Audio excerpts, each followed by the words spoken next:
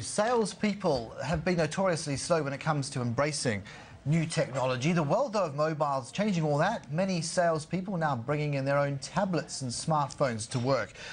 What are they actually doing on them? Well, John Golden is CEO of coaching firm, the sales coaching firm Huthwaite, joins me now in studio. Warm welcome to you, John. Thank you. Looking at the findings, yes, it looks fandangled and efficient and productive to have it all down on your tablet. But when you really look at it, if they're only editing in the round documents, and that's their major uses of that device, how productive really is it? Well, I think it's well beyond just editing documents, because if you take it, the utility of a tablet is that even with your laptop, a laptop's so much more imposing. A tablet is something that's easily shared. You can do product demos on it. You can access documents out of the cloud pretty easily. So you can configure solutions in real time with your customer, but it's a very easy collaborative tool. Is there evidence that that same said collaboration is garnering more sales than the old method?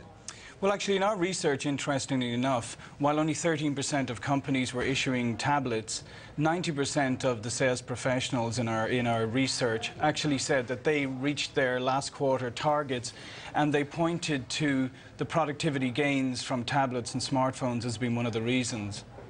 One of the reasons, but not the game changer? Or, I mean, are you sensing that it has brought about that fundamental breakthrough moment when you talk about less confrontational?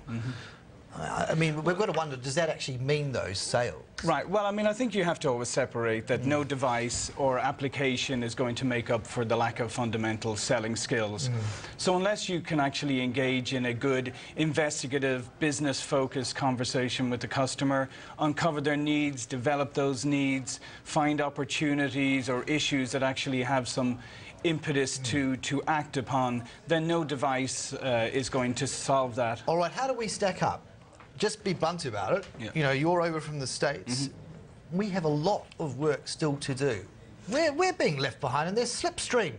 I don't agree, actually. In our research, actually, Australia has been quite an early adopter of mobile technologies. And what you're actually going to start finding is that it's not the companies, as I said, that's issuing these. It's actually the salespeople going out and buying them themselves. Oh, no, look, my point was not to quibble with you over that. It was simply that next step, the real deal sealing of that moment in time as between the salesperson and the client. We're not exactly firing on all four cylinders, or are we? I wouldn't say we're firing on all four cylinders, probably firing on three maybe at this stage. What's missing? I think what's missing is the next breakthrough in collaboration. Like, for instance, our salespeople will use a mind mapping application, right?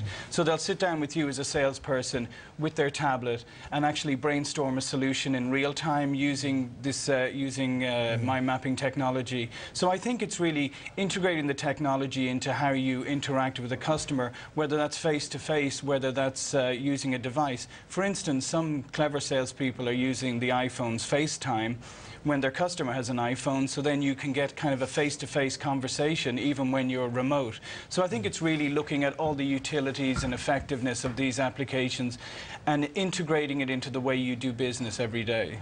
But as you came back to saying before, and the statistic doesn't lie, 87% of companies are simply not providing these devices. Yeah, I think companies are slow to realize the effectiveness of this tool. I think when tablets first came out a couple of years ago with the iPad, they were seen as more as a consumer toy. Rather than a business tool. But as I said, salespeople and other people are actually starting to demonstrate the utility and the effectiveness of using this as a tool.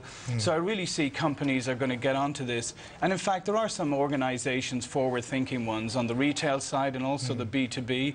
For instance, you know, Victoria's Secrets, they issue tablets to their frontline salespeople in stores. So if you go in, or if somebody you know goes in... Never see a salesperson in there. It's kind of just...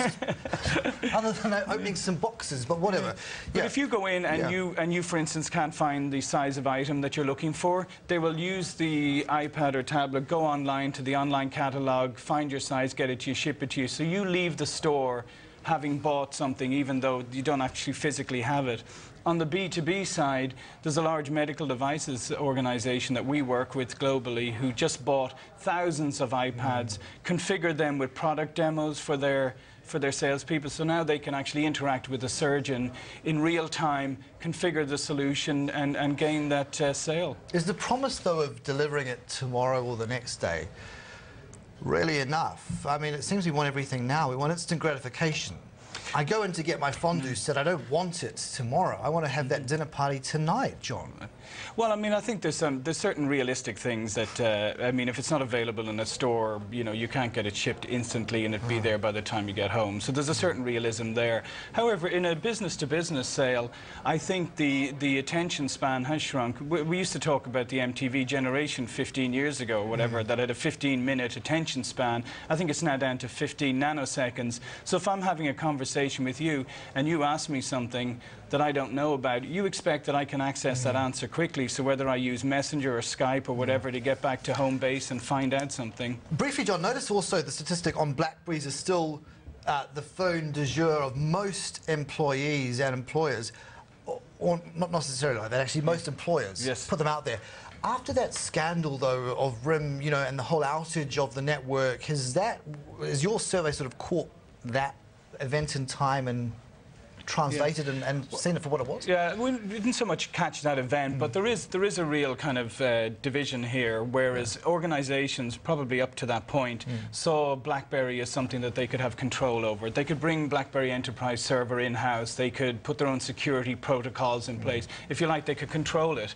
With iPhones and Androids, they don't have that sense of control, so I think things are going to change, because you now see people carrying a BlackBerry and an Android or an iPhone. Juggling away as if to say, yeah, one for work, one for pleasure. Thank you so much. Appreciate it. Thank you very much. John Golden, CEO of Huthwaite, there, the global selling technique and